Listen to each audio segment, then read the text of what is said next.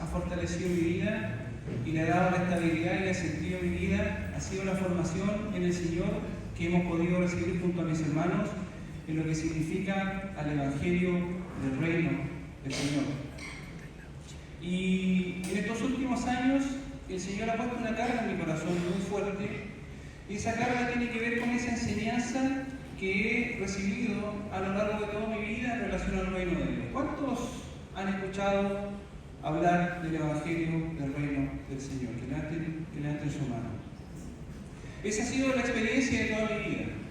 Pero yo tengo una carga en mi corazón, y esa carga es que esa enseñanza que he recibido a lo largo de mi vida, poder profundizarla cada vez más y más, para poder entregarle cada vez más riqueza a esa enseñanza.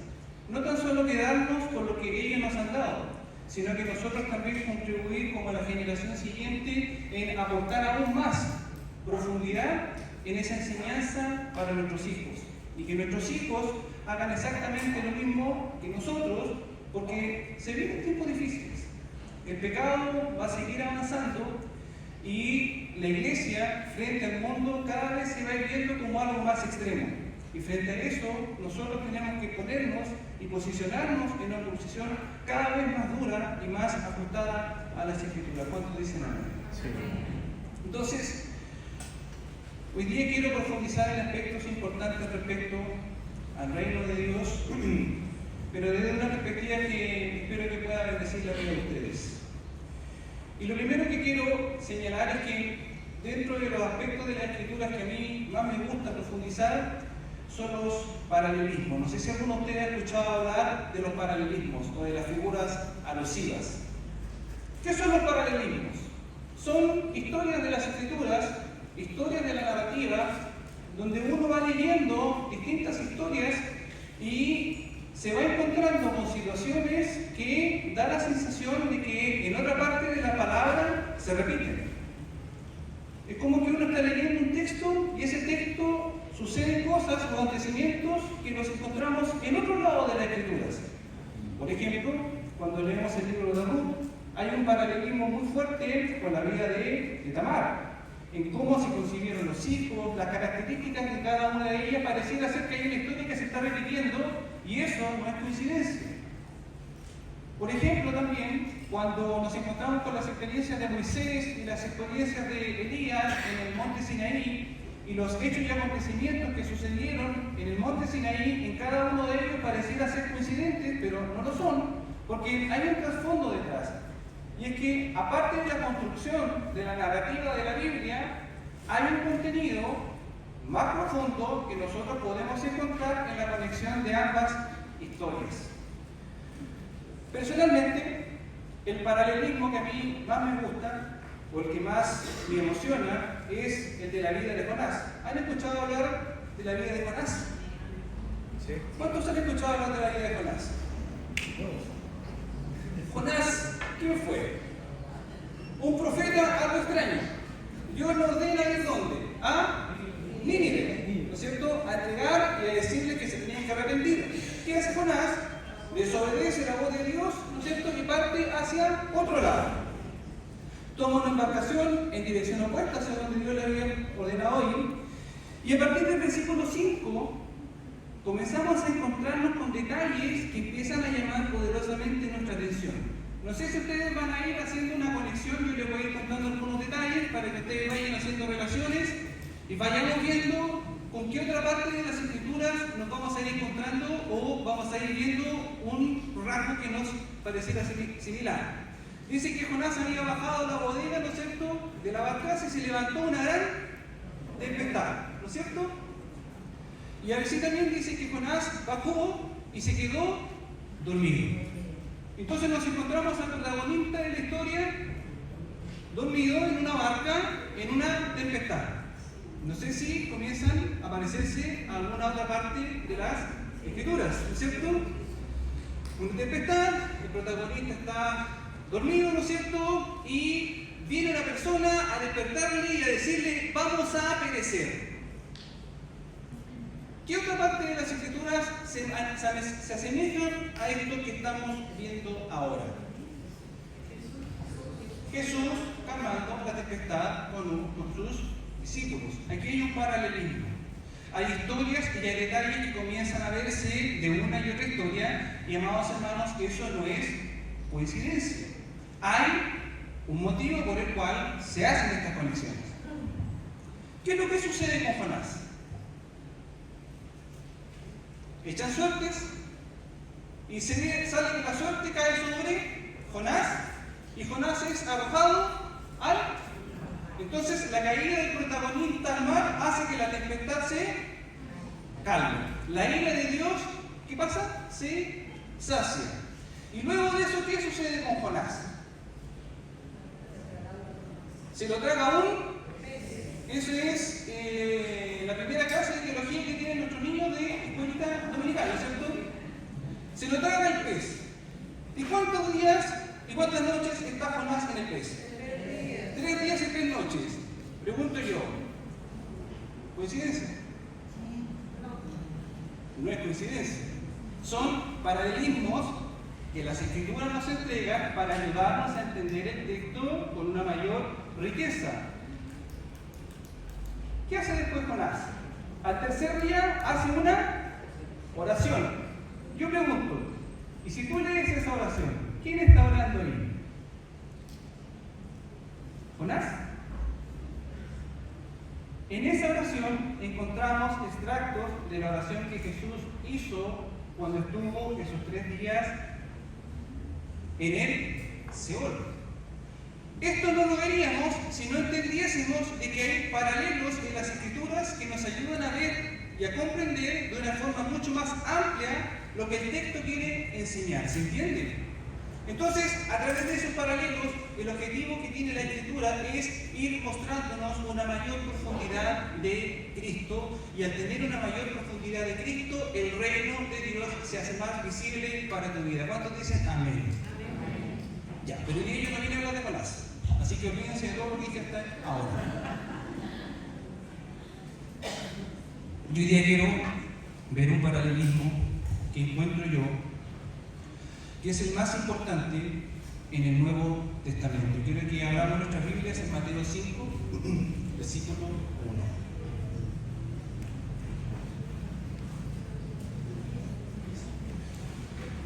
1.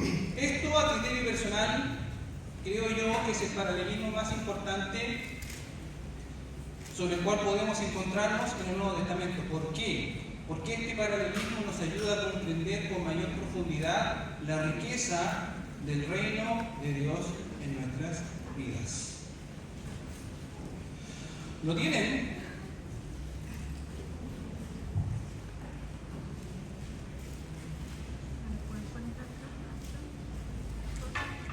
Y dice, y cuando vio las multitudes, Jesús subió al monte, y después de sentarse, sus discípulos se acercaron a él, y abriendo su boca les enseñaba diciendo, bienaventurados los pobres en espíritu, pues de ellos es, ¿qué cosa?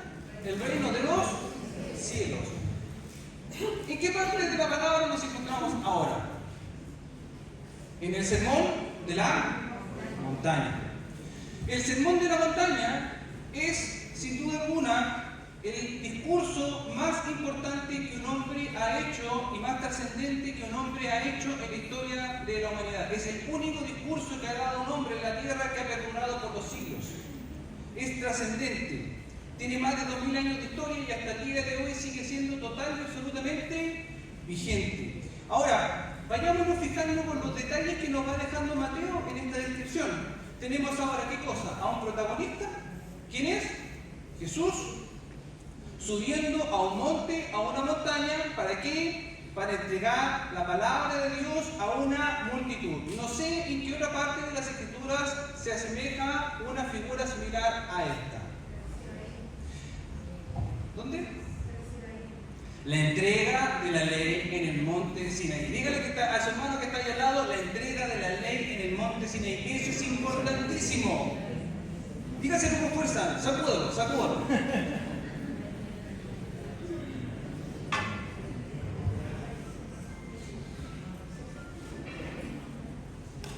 ¿Por qué es tan importante entender este paralelismo paralelo. ¿Por qué Mateo entrega estos detalles de una subida a un monte, una multitud, una entrega de la palabra? ¿Qué es lo que está haciendo Jesús aquí en el sermón de la montaña? Perdón, en el sermón del monte. Lo que Jesús está haciendo aquí es revelar el corazón de la ley. El paralelo que está haciendo Mateo aquí es decirnos que lo que Jesús está haciendo ahora es comenzando a revelar el mensaje del Evangelio del Reino, pero conectado a través de la ley. El Evangelio del Reino de Dios se tiene que entender en su profundidad en relación a la ley de Israel y a su vida en el desierto. ¿Cuántos dicen amén? Sí.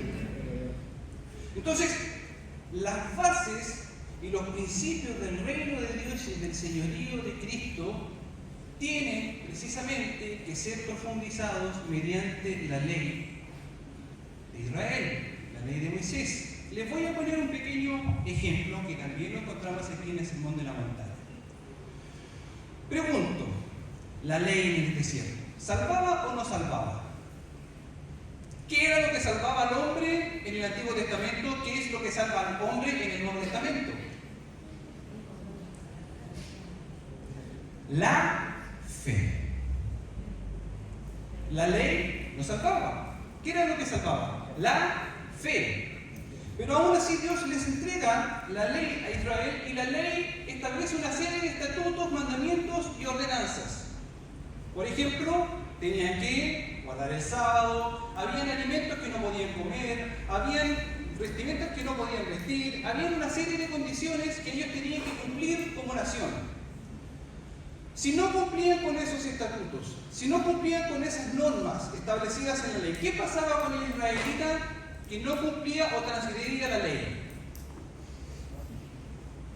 Se volvía impuro. ¿Y qué significaba que el israelita se volviese impuro?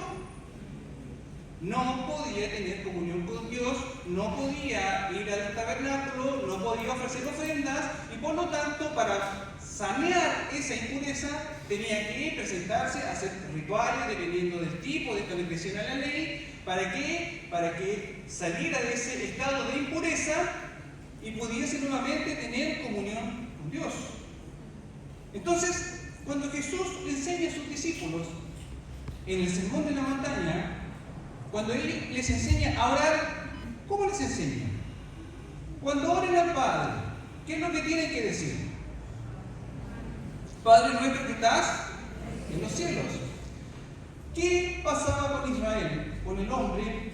¿Por qué no podía ir al tabernáculo a presentarse delante del Señor si estaba impuro? Había perdido su santidad. No podía tener comunión producto de la santidad de Dios. Era un recordatorio constante al hombre de que sean santos porque yo soy santo. Una y otra vez nos encontramos en las Escrituras con Dios diciéndole al hombre, sed santo porque yo soy santo. Entonces, cada uno de los aspectos de la vida de los israelitas, lo que comían, lo que vestían, las cosas que hacían, todo era un recordatorio constante de la santidad de Dios. Por lo tanto, cuando ellos cometían alguna transgresión, se volvían impuros, tenían que hacer un ritual para poder tener comunión con Dios. Entonces, cuando Jesús les enseña a orar, ¿qué dice? Padre nuestro que estás en los cielos, santificado sea tu nombre, venga a nosotros tu. Generalmente, cuando recordamos la oración de Jesús, nos quedamos en venga tú, pero el santificado sea tu nombre es trascendental en nuestra oración. Porque si no hay santidad en nuestras oraciones, nuestra comunión con el Señor se ve total y absolutamente torcida. Entonces, cuando nos presentamos delante del Señor, lo primero que tenemos que hacer nosotros es revisar nuestra vida es cómo está nuestra santidad delante del Señor. Porque así como Israel en el desierto, la santidad era la clave o lo primero para poder presentarse y tener comunión con Dios. En nuestras oraciones ocurre exactamente lo mismo. La santidad de Dios, la santidad nuestra es el factor clave en nuestras oraciones para poder tener comunión con el Señor. Amén. Si no entendemos la ley, difícilmente vamos a entender la profundidad de las Escrituras. Entonces, volvamos a nuestro texto. Mateo 5. Jesús comienza su sermón de la montaña. Jesús comienza con la revelación del reino de Dios en ese momento. Y parte con la siguiente frase: bienaventurados los pobres en espíritu, pues de ellos es el reino de los cielos. ¿Por qué Jesús parte con esta frase? Él podría haber partido con un montón de otras formas, pero en la explicación o la revelación del reino parte con esto: bienaventurados los pobres en espíritu, porque de ellos es el reino de los cielos. ¿Por qué parte con esto Jesús? Después tenemos el capítulo 5, 6 y 7, donde se va explicando y se va detallando todos los aspectos de vivir bajo el reino de Dios. Pero el punto de partida es este. ¿Por qué? Dígale que está a su lado, despierta. ¿Por qué?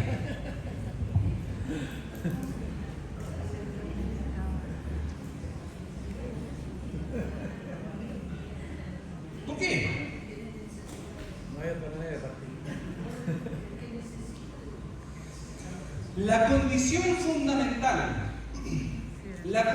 fundamental para que el reino de Dios se establezca en nuestra vida es la pobreza espiritual. Si en nuestra vida no hay pobreza espiritual, en nuestra vida no hay reino de Dios. Dígale que está a su lado: si en tu vida no hay pobreza espiritual, no hay reino de Dios.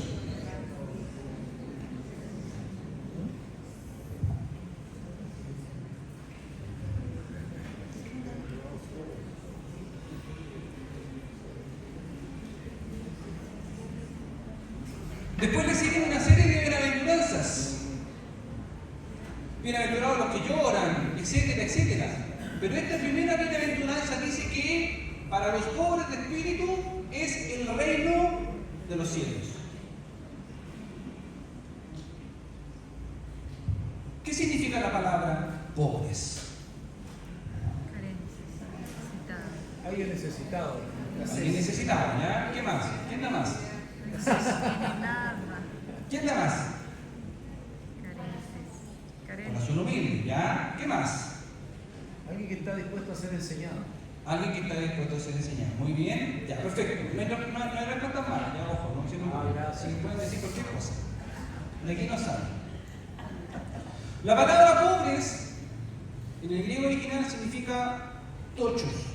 Y tochos describe a una persona que es mucho más pobre de lo que nosotros creemos. Es una indigencia total y absoluta. Una persona que no tiene ninguna capacidad de salir adelante por sí misma. Dígale que está a su lado. ¡Oh! Un pobre, bajo este entendimiento, dice que es una persona en un estado completamente de indigencia extrema, una persona total y absolutamente dependiente de otra, que no tiene ninguna posibilidad de surgir por sus propias manos.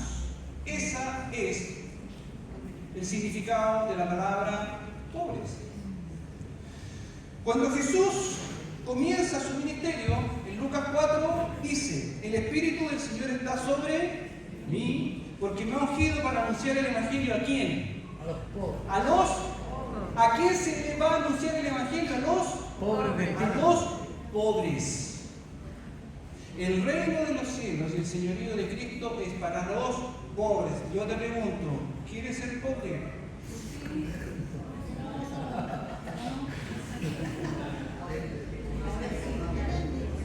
Di la verdad, Rosa.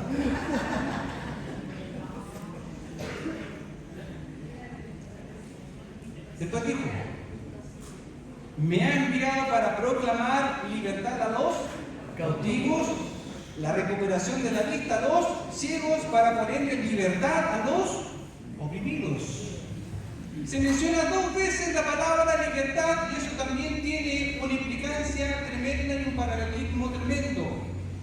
Cuando ustedes lean la Biblia y vean que una palabra se repita, digan, ojo, ojo, aquí hay algo importante. ¿Quién era la audiencia de Jesús en ese momento? ¿A quién Jesús le estaba hablando?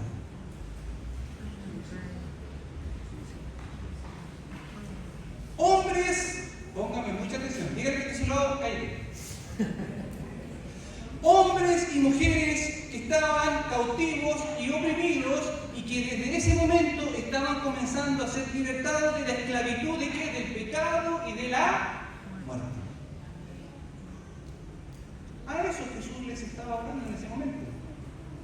Y ahora pregunto, ¿cuál era la audiencia de Moisés en el Sinaí? Hombres y mujeres que habían sido libertados de la esclavitud, pero de Egipto. No sé si ustedes se van dando cuenta. Esta narrativa histórica de Israel en el desierto estaba anunciando, este paralelismo estaba anunciando una futura realidad espiritual para los hijos del Señor, cuando dicen amén. Sí. Esa historia, esa narrativa era un paralelo, era un anuncio de lo que Jesús haría en su vida.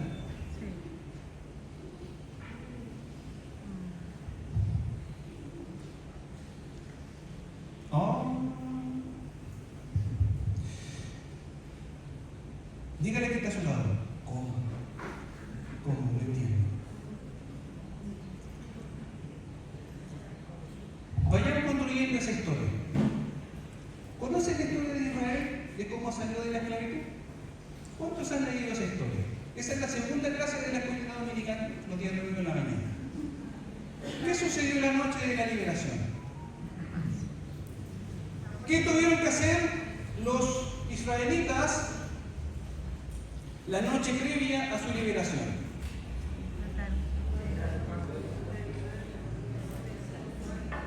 Tenían que matar un cordero, vamos a hacerlo simple, tenían que matar un cordero y esa sangre del cordero ponerla ¿dónde? Los dinteles. De esa manera, el ángel de la muerte no entraría, sería un anuncio de que la muerte no podía entrar en ese hogar.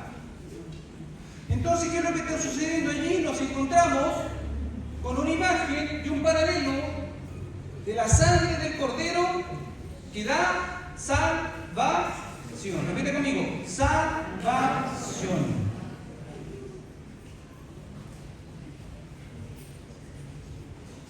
¿Qué es lo que nos da salvación a nosotros? La sangre de Cristo. Sigamos avanzando en la historia. Israel salió de Egipto. ¿Y dónde llegaron? Al mar. ¿Y qué pasó con el mar rojo? ¿Qué pasó allí? ¿Quién se acuerda? Se abren las aguas, pasan los israelitas, se cierran las aguas y quedan atrapados los egipcios. ¿Cuántos se acuerdan de esa parte de la historia? ¿Qué es lo que nos dice Pablo en relación a esa parte de la narrativa? Quiero que por favor abramos 1 Corintios 10, capítulo 10, versículo 2. ¿Qué es lo que enseña Pablo con respecto a esto?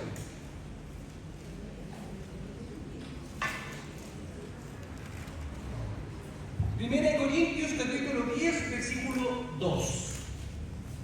¿Lo leo? Claro.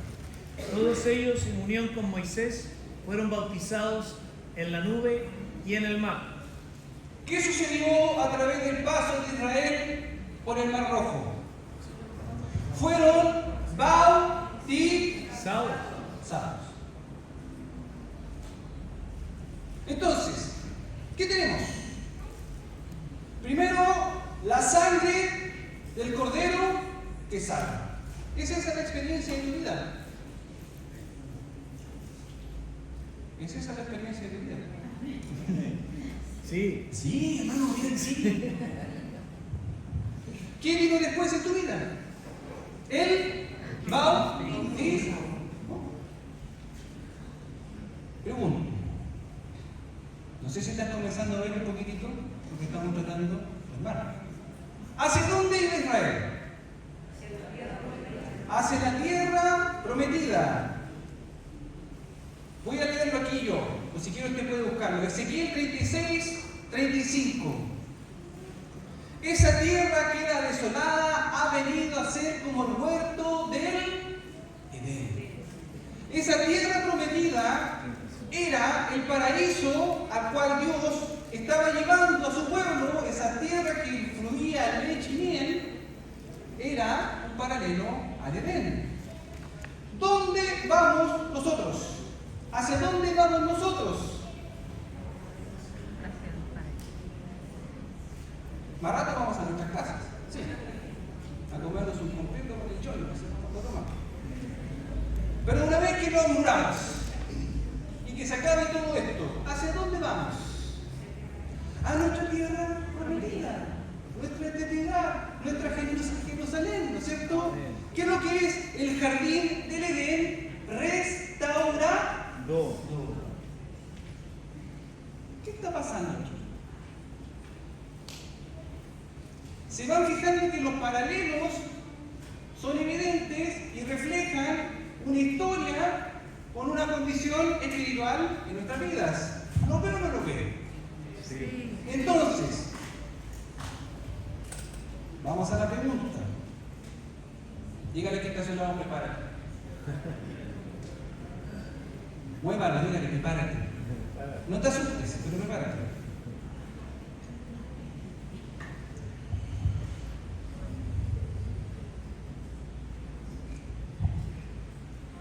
Si Israel fue bautizado, si Israel fue salvo a través de los ministerios, de la sangre del Cordero, de los testigos de las puertas, si fueron bautizados en el Mar, y si iban a su tierra prometida,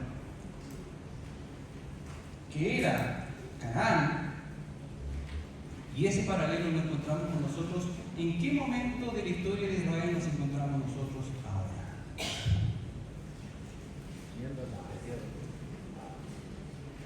¿A dónde nos encontramos?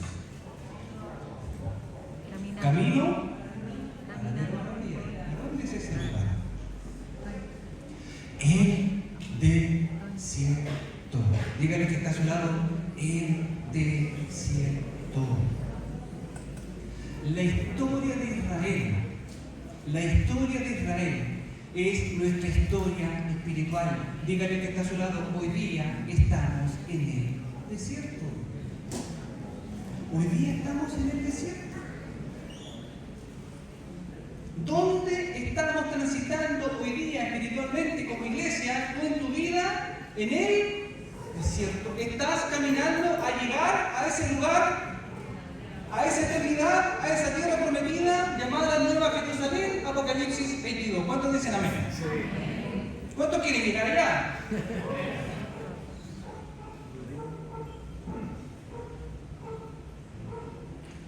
La vida del cristiano, amados. Yo quiero confesarme aquí delante de ustedes. Espero que no le cuenten a nadie. Pero yo soy el enemigo número uno de esa iglesia, de la prosperidad, no voy a mencionarlo para qué. Porque es un evangelio completamente opuesto a nuestra realidad.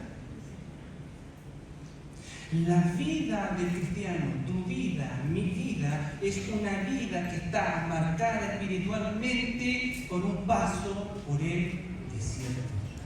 ¿Cuántos dicen amén? Amén. Cuando nosotros entregamos nuestra vida a Cristo, y pónganme mucha atención, cuando nosotros entregamos nuestra vida a Cristo, nosotros nos rendimos, estamos aceptando que el Señor nos tome nuestra vida y nos lleve a vivir al desierto. ¿Estás dispuesto a eso? No. ¿Cuántos quieren ir a la eternidad? Fácil, ¿eh? ¿Cuántos están dispuestos a vivir en el desierto? Dígale que está haciendo ahora.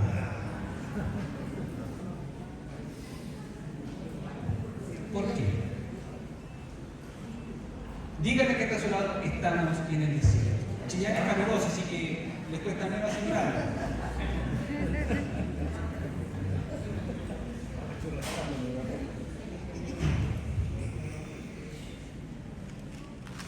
Y te tengo una tremenda, buena y mala noticia.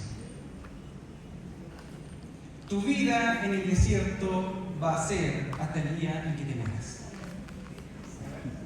Amén.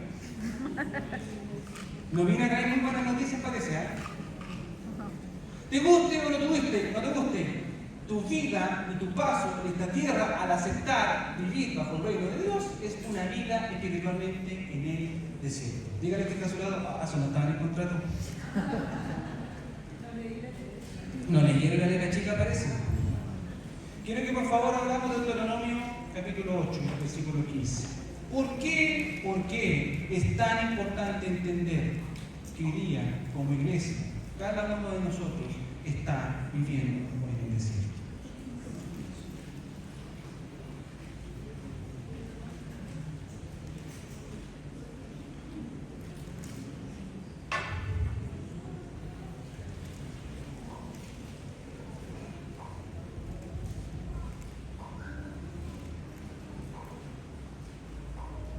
La historia de Israel tenemos que leerla como una historia que es nuestra, que nos habla de nuestra vida. Cuando Dios le habla a Israel, te está hablando a ti, te está hablando a mí. Tenemos que aprender a entenderla a la luz de Cristo. Y eso es lo que está haciendo Jesús en el Sermón de la Montaña. ¿Qué dice Deuteronomio 8:15? Y Él te condujo, ponga mucha atención, y Él te condujo a través del inmenso y terrible desierto con sus serpientes abrasadoras y escorpiones, tierra sedienta donde no había agua. Esas palabras son para ti también. Fíjese en cada detalle de lo que vemos acá. Dice, Él te condujo a través del terrible y inmenso desierto.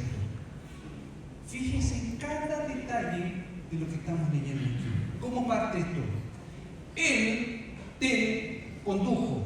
Bueno, la versión que tenemos ahí dice que te hizo caminar. La versión que tengo yo en la LBLA dice, Él te condujo a través del terrible desierto.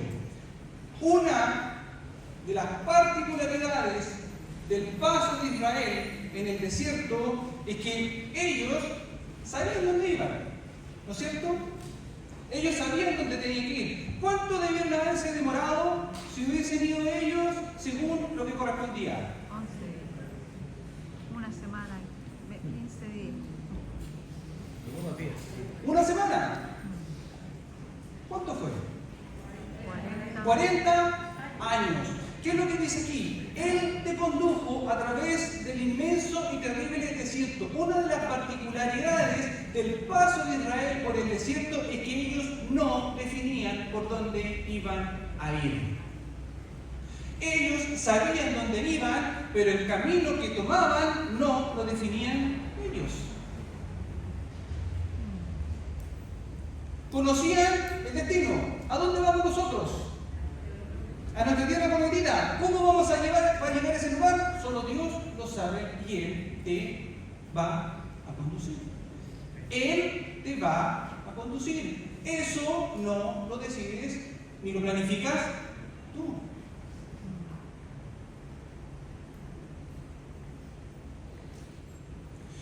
Dice, pues, con sus serpientes abrasadoras y escorpiones, tierra sedienta donde no había agua. ¿Qué significaba eso?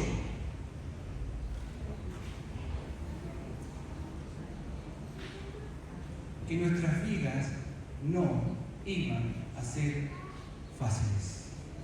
¿Qué nos enseñó Jesús? ¿Qué nos enseñaron los apóstoles? Es necesario que pasemos por distintas aflicciones, por muchas aflicciones. ¿Para qué? Para que podamos entrar a ¿qué cosa? Al reino de Dios. La experiencia de Israel en el desierto es lo que busca Dios de nosotros.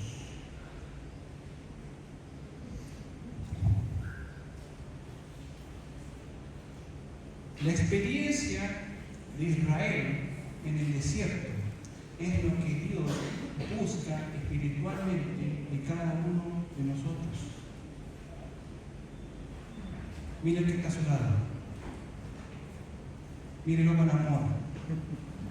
Mírelo con mucho amor. Si es su marido o su esposa, con amor todavía.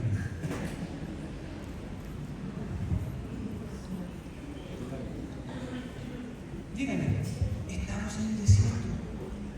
Estamos juntos en esto. No va a ser fácil.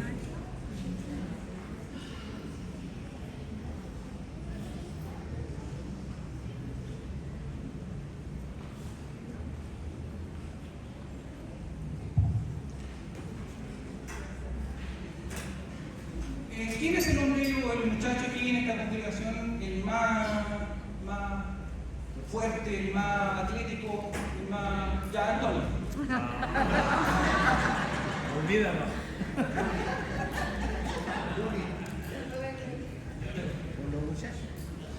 El Johnny. Johnny, sí, dale.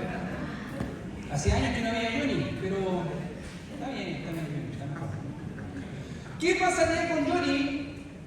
¿Qué pasa si yo tomo a Johnny y lo llevo al desierto y lo dejo allá?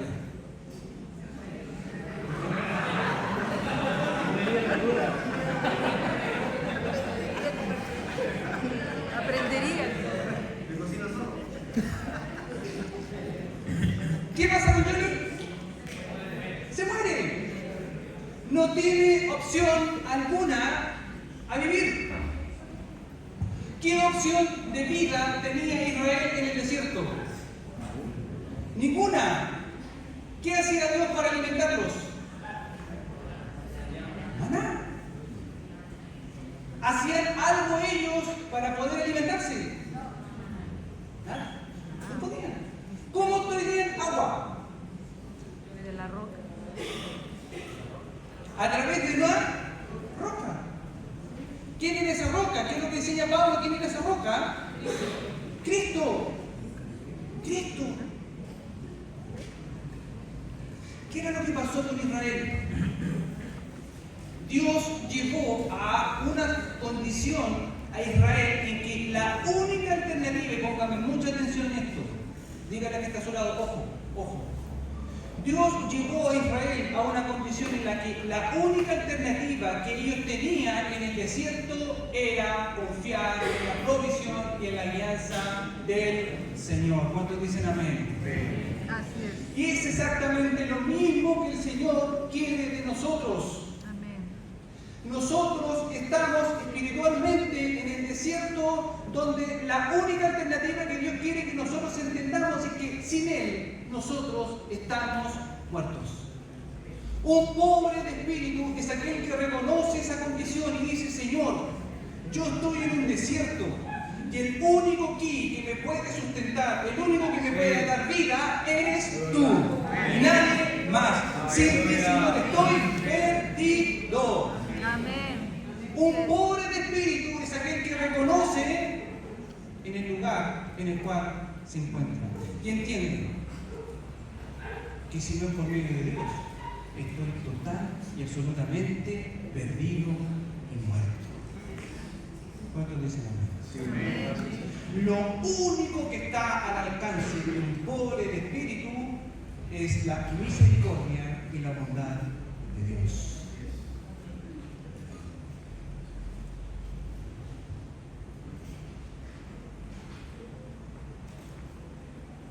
No había nada. No había absolutamente nada que los israelitas pudieran hacer en el desierto para poder obtener algo. Todo venía de la mano del Señor. Amén. ¿Cuántos quieren vivir así? ¿Cuántos quieren ser pobres de espíritu? La pobreza espiritual es esto. Yo cierro mis ojos, me imagino en un desierto solo. La arena se pierde en el desierto. Hacia donde yo mire no hay nada. Y lo único que yo puedo decir en ese momento es: Dios, solo tú me puedes dar vida acá. Señor, tú eres lo único que yo tengo acá. Señor, la única alternativa de mi vivir eres tú, mi sustento eres tú, mi todo eres tú. Sin ti, Señor, yo muero. El pobre de espíritu es el que entiende en dónde está ubicado. Amén. Amén. Amén. El pobre de espíritu,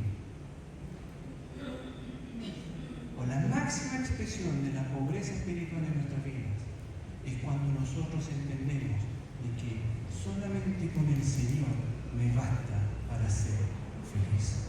No necesito nada más, porque es mi todo. Amén. Si no hay pobreza espiritual en tu vida, no hay reino de Dios. Si no hay pobreza espiritual en tu vida, es muy poco probable que tú puedas ser un discípulo de Jesús. Porque un discípulo de Jesús es aquel que ha entregado su vida, alma, cuerpo por completo. ¿A quién? Y es Él el que decide, es Él el que traza y es Él el que define.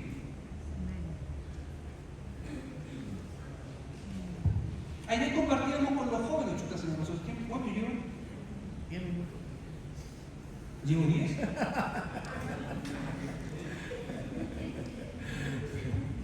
Ayer hablábamos del libro de Ezequiel. ¿Quién ha leído el libro de Ezequiel? Hablábamos con los jóvenes. El libro de Ezequiel entrega contrastes de un hombre que ha entendido, Salomón, de que la vida para él no ha tenido sentido. La vida para Salomón ha alcanzado y ha buscado todos los placeres. Dice Ezequiel, Salomón, de que él no se negó a nada. Todo lo que él quiso lo obtuvo. Todo lo que su mente y su corazón le pidió, todo lo tuvo. No le negó a su cuerpo ningún placer, pero ninguno de esos placeres fue capaz de llenar su vida. Ninguno de esos placeres fue capaz de entregarle algo que le dejara valor a su vida. ¿Cuál era el problema? Es que el control de su vida lo tenía él y no el Señor. El pobre de espíritu es aquel que deja que el Señor controle cada uno de los detalles de su vida. Amén. Amados, la pobreza espiritual es lo único que nos va a llevar a experimentar la grandeza del reino de Dios. Déjale de luchar contigo mismo y dile al Señor: toma mi vida y haz con ella lo que se le plazca al Señor. Señor, aquí está mi vida, aquí estoy yo, y lo que venga por delante, tú decides. Yo sé que voy a un lugar. ¿Cómo voy a llegar a ese lugar? Eso solo tú lo sabes. ¿Qué camino voy a recorrer? Ese tú lo sabes. Lo único que yo sé es que la única persona que me puede mantener con vida